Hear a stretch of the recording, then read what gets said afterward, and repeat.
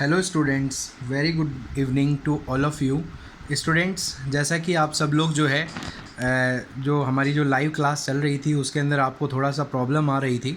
ठीक है, कई बच्चों को ज्वाइन नहीं हो पा रहा था, कई बच्चों को क्लियर से विजिबल नहीं हो पा रहा था। इसलिए बच्चों आज से जो है मैंने क्लासेस जो है वो आपकी यूट्यूब प्लेटफॉर्म पे कर दी हैं। ठीक है, और इसका आपको बेनिफिट मिलेगा। ठीक है बच्चों, अगर आपको ये क्लास पसंद आती हैं तो इसमें आप लाइक और मतलब कि शेयर और सब्सक्राइब ज़रूर करें मेरे चैनल को। बच्चों दूसरी बात मैं आपको एक और बताना चाहूँगा इस क्लास के लिए कि जो हमारी क्लास का पीछे का जो टॉपिक हुआ था उसी के आगे से मैं जो है ये क्लास कंटिन्यू कर रहा हूँ और इसके आगे की सभी क्लासेस जो है वो आपको यूट्यूब प्लेटफॉर्म पे मिलेंगी। धीरे धीरे हम इसके अंदर और एडवांसमेंट करेंगे। ये अभी एक शुरुआत है बच्चों, धीरे धीरे इसके अंदर और एडवांसमेंट करी जाएंगी और साथ ही साथ आपको सीखने के लिए बहुत अच्छा मौका भी मिलेगा। अभी मैं जो है नॉर्मली इसी टॉपिक के ऊपर मैं मतलब कि आपका बाई बोर्ड बना रहा हूँ, लेकिन आगे मैं और अच्छी आपके लिए लेक्चर तैयार करके जब हमारे पास में एक नया चैप्टर शुरू होगा तो हम एक नए वे में स्टार्ट करेंगे। ठीक है, क्योंकि अभी हम चैप्टर के बिल्कुल बीच में हैं तो एक पूरे सिरे से जो है वीडियो स्टार्ट नहीं हो सकती हैं। तो जहाँ से भी हम टॉपिक कंटिन्यू कर रहे थे पहले उसको फिनिश अप करते हैं। ठीक है, और बच्चों इसके अलावा अगर आपको कोई भी डाउट होता है तो आप डायरेक्टली मुझे मैसेज कर सकते हैं और वीक के अंदर एक क्लास जो है वो आपकी लाइव क्लास करी जाएगी जिसके अंदर आप जो है उसके ऊपर मुझे जो है डाउट अपने पूछ सकते हैं। ठीक है, तो बच्चों let me start with the features of arthropod.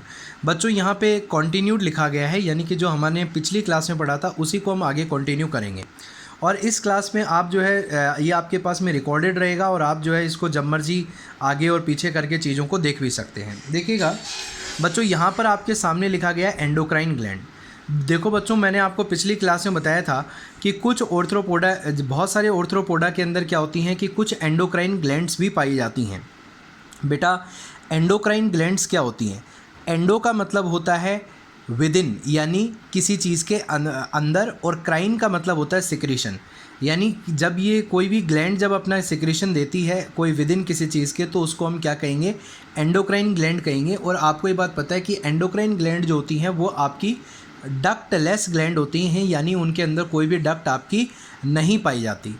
अब जब हम यहाँ पे एंडोक्राइन ग्लैंड्स की बात कर रहे हैं तो यहाँ पे लिखा गया है कि these gland secrete hormones such as pheromones. ठीक है ना, क्या लिखा गया बच्चों? फेरोमोन्स। बच्चों ये बहुत ही इंपॉर्टेंट बात है और कई बार एग्जाम्स में ये क्वेश्चन पूछा भी गया है कि फेरोमोन्स क्या होते हैं। बच्चों इनके अंदर क्या होती हैं कि एंडोक्राइन ग्लैंड्स होती हैं और वो एंडोक्राइन ग्लैंड्स जो हैं वो आपकी क्या रिलीज़ करती हैं? फेरोमोन रिलीज़ करती हैं। फेरोमोन क्या होते हैं बच्चों? ये एक स्पेशल टाइप के केमिकल होते हैं, यानी कि जैसे मान लो कोई भी इंसेक्ट है, उस इंसेक्ट के अंदर जो एंडोक्राइन ग्लैंड है वो फेरोमोन रिलीज़ कर रही हैं और वो फेरोमोन क्या है? एक स्पेशल टाइप के केमिकल मैसेंजर हैं और जो एक सेक्स अट्रैक्ट्स की तरह काम करते हैं। ठीक है ना, सेक्स अट्रैक्ट का मतलब क्या हो गया कि जैसे कोई मेल इंसेक्ट है, वो मेल इंसेक्ट क्या करता है कि जैसे किसी फीमेल इंसेक्ट को अट्रैक्ट करना चाहता है तो उसके लिए वो मतलब कि एक तरह से आपके क्या रिलीज़ करते हैं, मतलब कि ये आपके फेरोमोन्स रिलीज़ करेंगे। ठीक है ना, तो इसके अंदर मतलब कुछ स्पीशीज़ के अंदर मेल्स के अंदर पाए जाते हैं, कुछ स्पीशीज़ में फीमेल्स में भी पाए जाते हैं, तो ये वेरिएशन रहता है।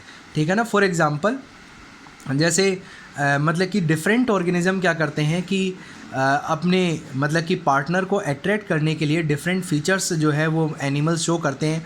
जैसे आपने देखा होगा कि जैसे फ्रॉग जो होता है तो फ्रॉग अपने ब्रीडिंग सीजन के दौरान जो होता है वो अपनी एक टिपिकल वॉइस जो होती है वो अपना निकालता है, जिससे क्या हो जाए कि वो फीमेल को जो है वो आपका अट्रैक्ट कर सके। तो ये जो है मतलब कि डिफरेंट एनिमल्स के वे होते हैं। ऐसे ही फेरोमोन्स एक तरीका होता है जिससे एक एनिमल्स जो होते हैं वो एक दूसरे को अट्रैक्ट करते हैं। ठीक है, फिर उसके बाद में नेक्स्ट जो आता है बच्चों वो हमारे पास में क्या है बच्चों? रिप्रोडक्शन के बारे में हम बात करेंगे। एक्चुअल में क्या होता है बच्चों, जो अगर हम इनके बात करते हैं सेक्सेस के बारे में, तो अगर हम देखते हैं इनके सेक्सेस के बारे में तो वो जनरली सेपरेट होते हैं। जनरली सेपरेट हो गए, इसका मतलब क्या हो गया कि जो मेल और फीमेल जो है, मतलब कि जो मेल और जो फीमेल होगा वो दोनों के दोनों क्या होंगे? अलग अलग होंगे। और बच्चों मैंने आपको बताया हुआ है कि अगर मेल और फीमेल दोनों अलग अलग होते हैं तो उस कंडीशन को हम क्या कहते हैं? आपका उस कंडीशन को हम क्या कहेंगे आपका, ठीक है ना, याद रखेंगे, that will be known as dioecious. Di का मतलब दो और ओशियस का मतलब फॉर्म, यानी दोनों अलग अलग फॉर्म है। लेकिन आप यहाँ पे देखेंगे कि यहाँ पे क्या लिखा हुआ है, जनरली सेपरेट होते हैं। जनरली सेपरेट होने का मतलब क्या हो गया कि इनमें से कुछ स्पीशीज़ ऐसी भी हो सकती हैं जो आपकी क्या होंगी कि मतलब बाइसेक्सुअल नेचर शो कर सकती हैं, ठीक है बच्चों। उसके बाद में एक बात यहाँ पे लिखी गई है जिसमें आप देख रहे हो स्पर्मेटोफोर, ठीक है बेटा। स्पर्मेटोफोर क्या होता है बच्चों, इनके जैसे स्पर्म जो होते हैं, जैसे तुम्हें मालूम है कि जो मेल होगा वो स्पर्म को इजैकुलेट करेगा, ठीक है ना। तो इनका जो स्पर्म होता है वो क्या होता है कि मतलब कि एक पैकेट के अंदर सील्ड होता है। फॉर एग्जांपल आप इसको ऐसे समझ सकते हैं कि जैसे मान लीजिएगा कि मैंने यहाँ पर एक छोटा सा मान लीजिएगा कि पैकेट बना दिया। ये मान लीजिए कि कोई बैग लाइक स्ट्रक्चर है, ठीक है ना। और इस बैग लाइक स्ट्रक्चर के अंदर आप ऐसा समझेंगे कि इसके अंदर जो है वो छोटे छोटे जो है ये आपके स्पर्म्स जो हैं वो आपके प्रेजेंट हैं। समझ रहे हो बात को। तो इस स्पर्म्स के बाहर क्या हो गया, एक सील्ड कोट हो गया इसके बाहर, एक मतलब कि पूरा का पूरा बंद एक बैग लाइक स्ट्रक्चर हो गई। तो जो स्पर्म जो होते हैं वो पैकेट की फॉर्म में, मतलब इस तरह के जो पैकेट्स होते हैं उसकी फॉर्म में मेल से फीमेल के अंदर क्या किए जाते हैं, ट्रांसफ़र किए जाते हैं। तो आपसे पूछा जा सकता है व्हाट आर द स्पर्मेटोफोर। स्पर्मेटोफोर क्या होता है, तो सर स्पर्मेटोफोर कुछ नहीं होता। स्पर्मेटोफोर बेसिकली जो है जब स्पर्म एक बैग लाइक स्ट्रक्चर या सील्ड पैकेट के अंदर जो होते हैं उनको हम क्या कहते हैं, आपका स्पर्मेटोफोर कहते हैं, ठीक है। उसके बाद में जो नेक्स्ट आता है हमारे पास में पार्थेनोजेनेसिस, ठीक है बच्चों। पार्थेनोजेनेसिस क्या होता है, बहुत इंपॉर्टेंट टर्म है बच्चों। आप इसके अंदर यहाँ पर एक बात ध्यान से समझेंगे कि जो आपके ऑर्थ्रोपोडा के अंदर बहुत सारे एनिमल्स ऐसे होते हैं, बहुत सारी स्पीशीज़ ऐसी होती हैं जो पार्थेनोजेनेसिस का फीचर जो है वो आपका शो करती हैं। अब आप ये सोच रहे होंगे कि पार्थेनोजेनेसिस क्या होता है बच्चों। पार्थेनोजेनेसिस का मतलब ये होता है कि जब भी कोई एनिमल, मतलब कि ज़रूरी नहीं कि पार्थेनोजेनेसिस ऑर्थ्रोपोडा में ही होता है, ये दूसरी स्पीशीज़ में भी पाया जा सकता है। तो बेसिकली पार्थेनोजेनेसिस क्या होता है कि development of an egg into complete individual without fertilisation by a sperm. यानी कि इसका मतलब ये हो गया कि अगर कोई भी एग है, आपको मालूम है कि अगर कोई भी एग है उसको अगर मान लो कि जाइगोट बनना है या फिर उसको बच्चा बनना है, तो ऑब्वियस सी बात है उस एग का फर्टिलाइजेशन किससे होना ज़रूरी है, स्पर्म से होना ज़रूरी है, ठीक है ना। तो लेकिन कुछ ऐसी स्पेशल कंडीशन होती हैं जिसके अंदर एग का फर्टिलाइजेशन स्पर्म से नहीं हो पाता है, और एग मतलब कि बिना फर्टिलाइजेशन के ही अगर मान लो कोई ऑर्गेनिज्म तैयार हो रहा है, बिना फर्टिलाइजेशन के अगर कोई ऑर्गेनिज्म तैयार हो रहा है तो उसको हम क्या कहते हैं, पार्थेनोजेनेसिस। तो आपको ये बात समझ के चलनी है कि ऑर्थ्रोपोडा के अंदर जो है कुछ एनिमल्स ऐसे होते हैं जो पार्थेनोजेनेसिस को भी शो करते हैं, ठीक है ना। व्हाट एक्चुअल पार्थेनोजेनेसिस क्या होता है, ठीक है ना। तो आपको क्या करना है पार्थेनोजेनेसिस के अंदर, आपको मतलब कि मेरे को कमेंट करके जो ये यूट्यूब की वीडियो है इसमें कमेंट करके आपको ज़रूर बताना है कि ऐसे कौन से ऑर्थ्रोपोडा हैं जो पार्थेनोजेनेसिस का एग्जांपल शो करते हैं। तो जो बच्चा मतलब कि कमेंट करेगा उससे पता चल जाएगा कि कितने बच्चों ने मतलब कि इसको सिंसियरली देखा है, ठीक है ना। तो ये बात समझ लेंगे, ये आपका एक तरह से होमवर्क है और आपको मुझे बताना है कि पार्थेनोजेनेसिस जो है वो कितने शो करते हैं, ये आपको कमेंट करके मुझे बताना है, ठीक है ना। तो पार्थेनोजेनेसिस ऑर्थ्रोपोडा के अंदर कौन कौन शो करता है, ध्यान दीजिएगा। क्वेश्चन मेरा ये है कि ऑर्थ्रोपोडा में कौन कौन से ऑर्थ्रोपोड होते हैं जो आपके पार्थेनोजेनेसिस जो है वो आपके शो करते हैं। तो पार्थेनोजेनेसिस जो है वो मतलब कि आपको समझ में आ गया होगा कि development of any organism without fertilisation of egg, यानी एग का जब बिना फर्टिलाइजेशन हुए कोई ऑर्गेनिज्म बनता है तो उसको हम क्या कहते हैं, पार्थेनोजेनेसिस कहते हैं, ठीक है ना। नेक्स्ट फीचर क्या है बच्चों इसका, नेक्स्ट फीचर ये है कि इनमें क्या होता है, एसेक्सुअल रिप्रोडक्शन आपका एब्सेंट होता है। एसेक्सुअल रिप्रोडक्शन क्या होता है, एब्सेंट, मतलब कि एब्सेंट होगा, यानी जनरली इनके अंदर क्या प्रेजेंट होता है बच्चों, आपका सेक्सुअल रिप्रोडक्शन जो है वो आपका प्रेजेंट होता है। इतनी बात आपको अब क्लियर हो गई होगी, ठीक है। तो एक बार फिर से देख लेंगे। मैंने बताया कि एंडोक्राइन ग्लैंड्स होती हैं, ये एंडोक्राइन ग्लैंड क्या सिक्रीट करती हैं, हार्मोन सिक्रीट करती हैं। ये हार्मोन किसकी तरह काम करते हैं, एज ए केमिकल मैसेंजर, और जो एक तरह से सेक्स अट्रैक्टेंट की तरह बिहेव करते हैं, ठीक है ना, यानी मेल फीमेल को या फीमेल मेल को अट्रैक्ट करते हैं। रिप्रोडक्शन हमने देख लिया, सेक्सेस जनरली सेपरेट रहेंगे तो डायोशियस फॉर्म है आपको लिखा जा सकता है, या फिर आप क्या कह सकते हो मतलब कि यूनिसेक्सुअल है। स्पर्मेटोफोर क्या होते हैं, sperms are transferred into the sealed packet from male to female. Parthenogenesis क्या है, parthenogenesis development of egg without development of egg into the organism without fertilisation will be known as parthenogenesis, और asexual reproduction जो है वो आपका क्या होगा, absent होगा। ठीक है, उसके बाद में बच्चों एक नेक्स्ट फीचर के ऊपर हम चलेंगे, और वो नेक्स्ट फीचर क्या है बच्चों, मेटामॉर्फोसिस। बच्चों अब हम ये देखेंगे कि व्हाट एग्जैक्टली मेटामॉर्फोसिस आपका क्या होता है। मेटामॉर्फोसिस के बारे में समझने की कोशिश करते हैं। देखिएगा बच्चों, मेटामॉर्फोसिस का मतलब होता है, मेटा का मतलब होता है एक तरह से आप ले सकते हो यहाँ पर, मतलब सिंपल वे में समझें, एग्जैक्ट मीनिंग मैं नहीं बता रहा हूँ। मेटा का मतलब आप ये ले लें कि एडवांस, और मॉर्फो का मतलब होता है स्ट्रक्चर, यानी कि कोई भी चीज़ की संरचना या स्ट्रक्चर। ठीक है, तो जब भी कोई एनिमल अपनी एक स्ट्रक्चर से दूसरी एडवांस स्ट्रक्चर में जब अपने आप को बदलाव शो करता है, एक मतलब कि वेरिएशन शो करता है, तो वो क्या होता है, आपका मेटामॉर्फोसिस कहलाता है। यहाँ पे लिखा गया है डेवलपमेंट ऑफ इंसेक्ट, यानी कि जैसे कोई इंसेक्ट है, जैसे फॉर एग्जांपल मैंने आपको बताया भी है पहले, जैसे इंसेक्ट नहीं, मैं चलो आपको एक छोटा सा एग्जांपल देता हूँ जो आपने अपनी प्रीवियस क्लासेस में पढ़ा होगा। फॉर एग्जांपल हम बात करते हैं टैडपोल की। टैडपोल आपको मालूम है एक लार्वा होता है, वो डेवलप करके क्या बनाएगा भाई, फ्रॉग बनाएगा। ठीक है ना, बनाएगा कि नहीं बनाएगा। अब टैडपोल जो है वो मतलब कि बिल्कुल, फ्रॉग तो बिल्कुल डिफरेंट टाइप का होता है, टैडपोल बिल्कुल डिफरेंट टाइप का होता है, लेकिन टैडपोल में डेवलपमेंट हुआ तभी तो फ्रॉग जैसा स्ट्रक्चर बना। तो आपको यहाँ पर ये बात याद रखनी है कि जब कोई भी आपका ऑर्गेनिज्म होता है, उसकी एक स्टेज में डेवलपमेंट होकर जब उसकी नई स्टेज प्राप्त होती है, तो इस प्रोसेस को हम आपका क्या कहते हैं, मेटामॉर्फोसिस कहते हैं। ठीक है बच्चों, अब हम बात करते हैं मेटामॉर्फोसिस के बारे में।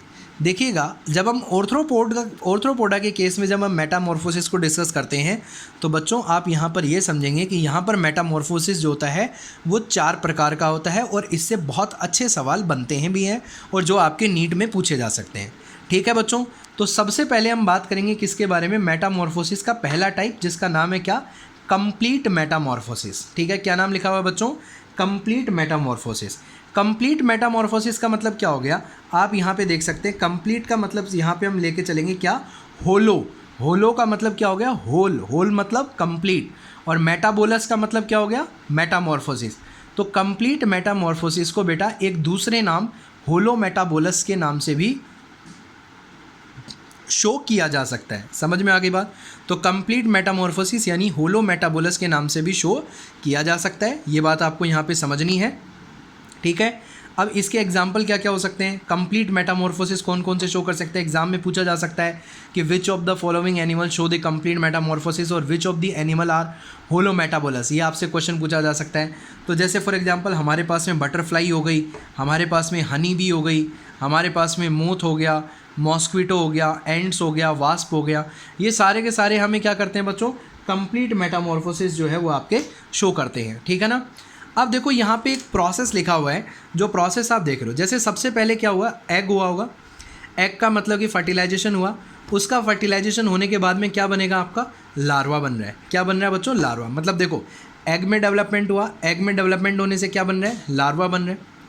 अब लार्वा में डेवलपमेंट होने से क्या बन रहा है, प्यूपा बन रहा है। क्या बन रहा है बच्चों, प्यूपा। मतलब एक लार्वा है, लार्वा में डेवलपमेंट होने से क्या बनेगा, प्यूपा बनेगा। ठीक है, और प्यूपा में डेवलपमेंट होने से क्या बनेगा, एडल्ट बनेगा। तो ये अलग अलग स्टेज है। मतलब एग में डेवलपमेंट हुआ तो लार्वा बना, लार्वा में डेवलपमेंट हुआ तो क्या बना आपका, प्यूपा, और प्यूपा में मतलब आपका डेवलपमेंट हुआ तो क्या बना, एडल्ट। ठीक है ना।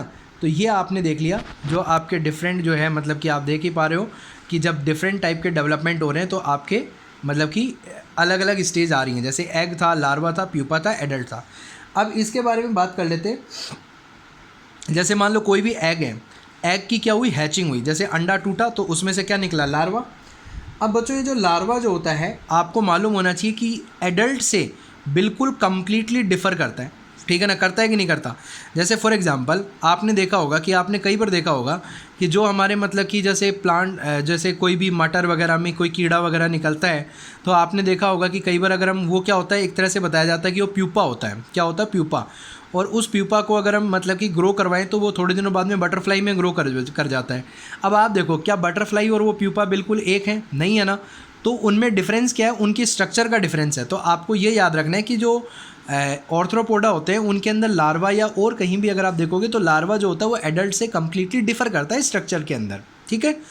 अब बच्चों यहाँ पर एक बात आपको और क्या समझनी है कि ये जो लार्वा है ये क्या बना रहा है, एडल्ट बना रहा है। ठीक है ना। अब यहाँ पर है ना एक बहुत अच्छा सवाल पैदा होता है, नीट के लिए एक बहुत अच्छा क्वेश्चन है।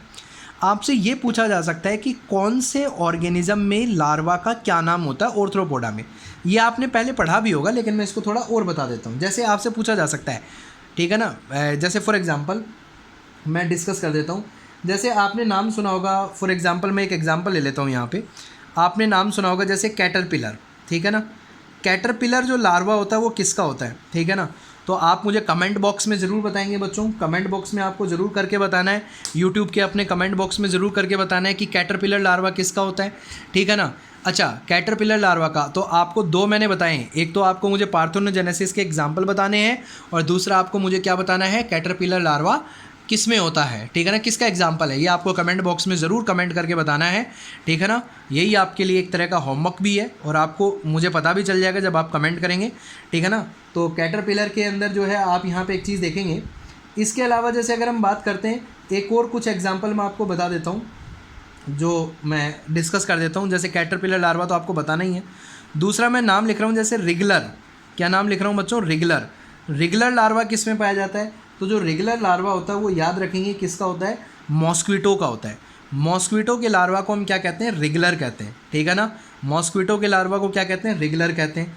जो हमारे घर में मक्खियाँ पाई जाती हैं बच्चों, जो हमारे घर में हाउस फ्लाइज होती हैं, तो हाउस फ्लाइज का जो लार्वा होता है उसको हम क्या कहते हैं, मैगोट लार्वा कहते हैं। क्या कहते हैं बच्चों, हाउस फ्लाई का जो लार्वा होता है उसको क्या कहा जाता है, मैगोट लार्वा कहते हैं, ठीक है ना। तो आपको इसको ध्यान में रखना है, हाउस फ्लाइज के जो लार्वा को हम क्या कहेंगे, मैगोट लार्वा।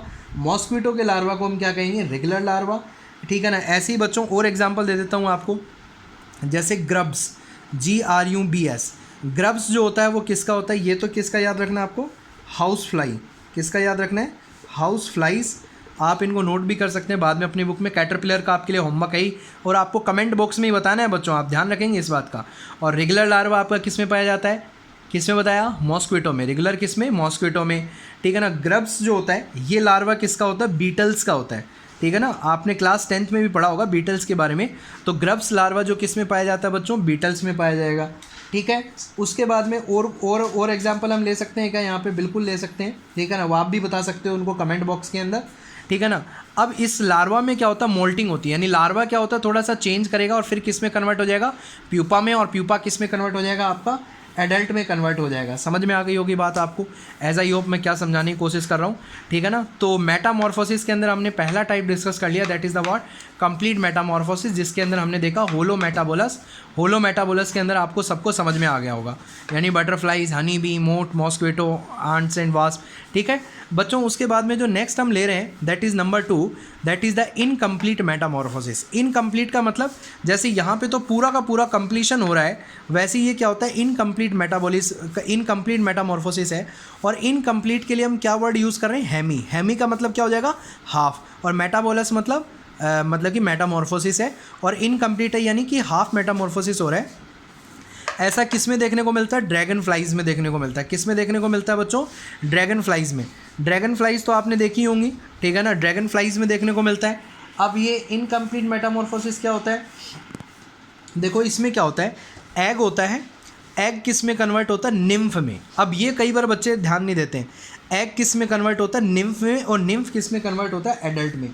अब निम्फ क्या होता है, देखिएगा, निम्फ जो होंगे वो एडल्ट के बिल्कुल सिमिलर होते हैं। निम्फ क्या होते हैं, एडल्ट के बिल्कुल सिमिलर होते हैं। समझ में आ गई बात, निम्फ क्या होते हैं, एडल्ट के बिल्कुल सिमिलर होते हैं, लेकिन डिफरेंस क्या होता है कि इनके पास में विंग्स नहीं होंगे, ठीक है ना। तो याद रखना यहाँ पर आपको दो चीज़ में डिफरेंस याद रखना है। एडल्ट्स के पास में क्या होंगे, विंग्स प्रेजेंट होंगे, ठीक है ना, और निम्फ के पास में है जो विंग्स आपके क्या होंगे, एब्सेंट होंगे। तो आपने ध्यान देंगे यहाँ पे कि इनकम्प्लीट मेटाबोलस की जब हम बात कर रहे हैं तो हेमी मेटाबोलस डेवलपमेंट है। यहाँ पे एग से बनता है निम्फ और निम्फ से बनता है एडल्ट। तो आप इसमें और इस कंप्लीट वाले में क्या डिफरेंस देख रहे हो, आप यहाँ पे ये डिफरेंस देख रहे हो कि यहाँ पर जो लार्वा जो था इनका वो बिल्कुल डिफरेंट था किससे, एडल्ट से, बिल्कुल डिफरेंट था किससे, एडल्ट से। लेकिन अगर आप बात करते हो किसकी, अगर हम बात करते हैं किसकी, इनकम्प्लीट मेटामॉर्फोसिस में तो यहाँ पे निम्फ जो होता है वो सिमिलर होता है एग्जैक्टली ऑफ द एडल्ट, लेकिन बस एक डिफरेंस ये होता है कि उसमें विंग्स नहीं होते और एडल्ट में क्या होते हैं, विंग्स होते हैं। ये हमारे पास डिफरेंस है और इसका एग्जाम्पल क्या हो जाएगा, ड्रैगन फ्लाइज हो जाएगा, ठीक है ना। तो आपने देखा कि लार्वा जो exactly not similar to the what adult one, और जो निम्फ जो होता है वो सिमिलर होता है but there is lack of wings as compare to the adults, ठीक है बच्चों। नेक्स्ट जो हमारा डिस्कशन है उसकी हम बात करें, that is the word without Metamorphosis. तो हम किसके बारे में बात करेंगे, विदाउट मेटामॉर्फोसिस के बारे में बात करेंगे। तो जो विदाउट मेटामॉर्फोसिस के केस में जब हम डिस्कस करेंगे तो विदाउट मेटामॉर्फोसिस क्या है, मेरा ए मेटाबोलस डेवलपमेंट है। ए मेटाबोलस का मतलब क्या हो गया कि यहाँ पर जो है मतलब कि मेटामॉर्फोसिस नहीं होता है, मेटामॉर्फोसिस नहीं होता है। बच्चों ये जो नीचे ग्रीन में लिखा होगा, आपने अगर वीडियो देख रहे हो आपको मालूम ही होगा कि मैंने इसके एग्जांपल बताए थे यहाँ पे लार्वा के, तो इसके एग्जांपल नहीं है ये। तो ए मेटाबोलस डेवलपमेंट का क्या होता है एग्जांपल, सिल्वर फिश। देखिएगा ये कई बार नीट में और कई जो एग्ज़ाम के अंदर पूछा जाता है, तो आपको याद रखना है कि सिल्वर फिश जो होती है ना वो फ़िश नहीं होती, वो आपका एक ऑर्थ्रोपोडा का एक एग्जाम्पल है। याद रखना है आपको कि silver fish is not a fish, it is an example of Arthropoda. समझ में आ गई बात। और सिल्वर फिश कैसा होता है कि इसमें कोई मेटामॉर्फोसिस नहीं होता, सीधा जो है वो मतलब कि एग से आपका एडल्ट जो है वो आपका तैयार होता है। तो ये हमने देख लिया आपका विदाउट मेटामॉर्फोसिस का केस भी जो है हम आपका डिस्कस कर चुके हैं, ठीक है। एज आई होप आपको ये जो टॉपिक है ये आपको समझ में आ गया होगा और आपको ये बात क्लियर भी हो गई होगी, ठीक है बच्चों। नेक्स्ट जो मेरे पास में आता है, जो नेक्स्ट जो हम डिस्कस कर रहे हैं नंबर 4 पे, that is the what gradual Metamorphosis. किसके बारे में हम बात करेंगे, ग्रेजुअल मेटामॉर्फोसिस। ग्रेजुअल का मतलब हो गया कि स्टेप बाय स्टेप। ग्रेजुअल का मीनिंग क्या है, स्टेप बाय स्टेप है, और इसको हम क्या कहते हैं आपका पोरोमेटाबोलस डेवलपमेंट। बहुत इंपॉर्टेंट है, एनसीईआरटी में भी दिया हुआ है और आपके एग्जाम में पूछा जा सकता है। ग्रेजुअल मेटामॉर्फोसिस क्या है, पोरोमेटाबोलस डेवलपमेंट है। ये किस में पाया जाता है, कॉकरोच में भी होगा, ग्रास होपर में भी होगा, बग्स में भी होगा, टर्माइट्स में भी होगा। अब ये ग्रेजुअल मेटामॉर्फोसिस क्या है, इसको थोड़ा सा समझते हैं, ठीक है। इसमें ध्यान देंगे कि ये कैसे होता है। देखिएगा कुछ इंसेक्ट्स क्या होते हैं बच्चों, कुछ इंसेक्ट्स के अंदर क्या होता है कि धीरे धीरे डेवलपमेंट होता है और ये डेवलपमेंट क्या कहलाता है, पोरोमेटाबोलस डेवलपमेंट कहता है, ठीक है ना। इसके अंदर भी क्या होता है कि एग होगा, एग से निम्फ बनेगा। निम्फ का मैंने अभी बताया था आपको क्या होता है निम्फ, और निम्फ से आपका क्या बनता है, एडल्ट बनता है। समझ रहे हो बात को, ठीक है। निम्फ से क्या बनता है, एडल्ट बनता है, ठीक है ना। लेकिन यहाँ पर क्या होता है कि इसके अंदर क्या होता है कि धीरे धीरे होता है, मतलब एकदम से मतलब कि ग्रेजुअल शो करता है, एक स्टेज बाय स्टेज शो करता है। ये डिफरेंस जो होता है आपका देखने को मिलता है किसके मुकाबले में, बाकी जो अदर्स हैं, लेकिन उसके अंदर क्या होगा कि थोड़ा सा लिटिल बिट फास्टर होगा। ये आपका जो है एक बेसिक डिफरेंस है यहाँ पर जो आपने देख लिया, ठीक है। तो अब आपसे एक बहुत अच्छा सवाल पूछा जा सकता है, ठीक है ना, कि जो आपके ऑर्थ्रोपोड्स हैं इनका मतलब कि क्या एडवांसमेंट है एनालिडा के ऊपर, ये आपसे पूछा जा सकता है।